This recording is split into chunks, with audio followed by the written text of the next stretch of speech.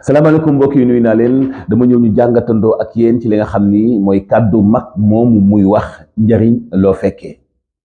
ñu bëri xëy na ni ñu koy jàngee bokkul ak li tax contexte bi jóg li tax mag ñi daan ñu jàngal baatu njariñ loo fekkee ndax ñu bëri dañ ko jàppee wàllu égoïsme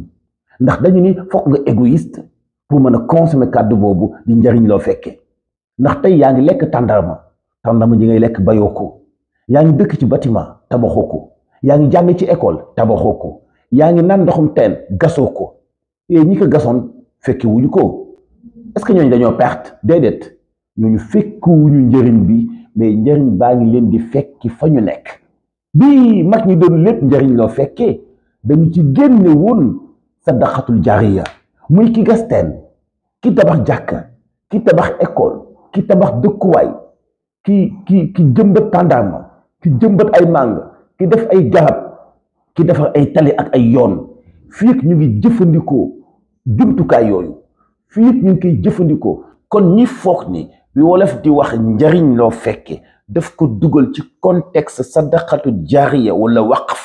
mooy ñi nga xam ne dégguñu wolof te xamuñu wolof ni ñu doon jàngale ak suñu mag ñi ni ñu amee woon xam-xam daañu jàngal ay kàddu ñu koy jàngale di ko comprendre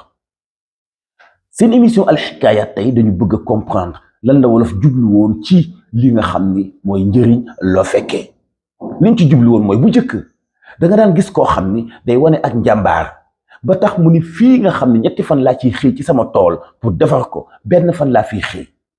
garab gii may daaneel pour jaay mbatt mi 2 fan laa ko war a dagg 1 fan laa koy dagg gis naa ponkalum jaan ci pénc mi ay xale yu jigéen ñoo fa toog am na ko ma ciy labat foog ma wane ak njàmbaarte ba jaan ji du rëcc dinaa ko rey ci pénc mi xeetu doxal yooyu la mag ñi daan wax naan looy liggéey 1 fan liggéey ko 1 fan looy liggéey 2 fan liggéey ko 2 fan looy liggéey 3 fan liggéey ko 3 fan ndax njariñ loo fekkee mag ñi liñ ci jubluwoon mooy booy liggéey nga liggéey ak intelligence loolu moo tax kàddug njariñ loo fekke jib mais mag ñi waxe wuñ ko woon waxu égoïsme maanaam nga ni du ma jëmbat tàndarma ndax du ma fi fekk du ma gas teen ndax du ma ci naan du ma tabax école ndax du ma ci jàngati du ma tabax dara ndax du ma ci jàngati geste égoïsme yooyu taxuñu woon mag ñi di lépp njariñ loo fekkee ndax dañu ni ku iñaane sa ndono sa deewin ñaaw bi ko mag ñi di wax jubluwuñu ci woon bàyyi bu rendi ay doomam ndax bañ ñu doon ko déedéet da ciy jublu woon ni boo amee ay millions te tabaxoo école tabaxoo teen jëmbatoo garab dafa mel ni da nga iñaane ñu war a jëfandikoo ci sa ñaq ak sa wërsëg ak sa barke sa deewin day ñaaw ndax day mel ni li ngay def dootul am benn njëriñ te nag boo amul tuyaaba ci àlaxira amoo ko ci àdduna daanaka amul njëriñ moo tax ñaar yooyu dañu denn njëriñ loo fekke ak ku iñaane sa ndono sa deewin ñaaw waaye mag ñi liñ ci jublu woon ku njëriñ loo fekkee jubluwuñ ci woon nga bañ a gas teen waaye dañu jublu nga gas teen tabax école ndax bañ a iñaane sa ay ndono ndax sa deewin bañ a ñaaw ndax boo deewee li nga bàyyi buñ la ñaanalul itam muy jëf ju lay fekk si ndax saa buñ ko utiliser mu doon tuyaaba joo xam daf lay fekk si mag ñi li ñu doon aaye te doon wax ni bëgguñu nit di ko def mooy ngay jaay zoro ngandalu ba teg sa bopp loo antanoon looy liggéey 2 fan nga ne 1 fan laa koy liggéey boo gisee gaynde ay nit toog nga antan affronté gaynde gi ngir dégg njëriñal jaajëf mag ñi ni la njëriñ loo fekkee waaw njëriñ loo fekkee maanaam liggéey ci wàllu intelligence ak sa démarche bu ànd ak intelligence ci société bi mag ñi dañu mënoon a jàngale dañu comprendre ni ñuy jàngalee loolu mooy li tax ñun ci suñu jamono bu fekkee bëgg nañu dégg wax mag ñi bëgg nañu comprendre waxu mag ñi fokk ñuy nafaraat tey waxtaanaat ak mag ñi pour ñu gën a xam li mag ñi jublu woon ci di ñu jàngal kàddu yooyu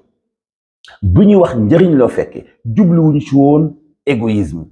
maanaam mag ñi ba ñu woon a tabax ba ñu woon a jëmbat ay tàndarma pour iñaane ñi fi nekk mais dañoo bëgg di ko def pour ñi fi nekk sax nag man koy jëfandikoo seen ginnaaw ndax bu ñu leen ñaanalul itam ñoom ñu jot ca tuyaaba ja moo tax ñu ni ku iñaane sa ndono sa deewin ñaaw ñu ne dañoo foog ni ci wolof bu ñu nee ku iñaane sa ndono sa deewin ñaaw rek mooy da nga iñaane sa ay doom da nga iñaane sa ay jaxbaat loolu wax ju yàqu la ndax lu impossible la parce que comprendre ñu li tax mag ñi doon wax loolu mag ñi liñ ci jublu woon mooy boo amee as tuut def ci lu tax ñu lay bàyyi xel ngir boo wanee ginnaaw bu la kenn ñaanalul itam lañu koy jëfandikoo doon tuyaaba ju lay fekk si sa déewén ak sa wane ginnaaw du musa ñaaw foofu ngay dugal li nga xam ni moom fu la ñu bëgg a dugal tey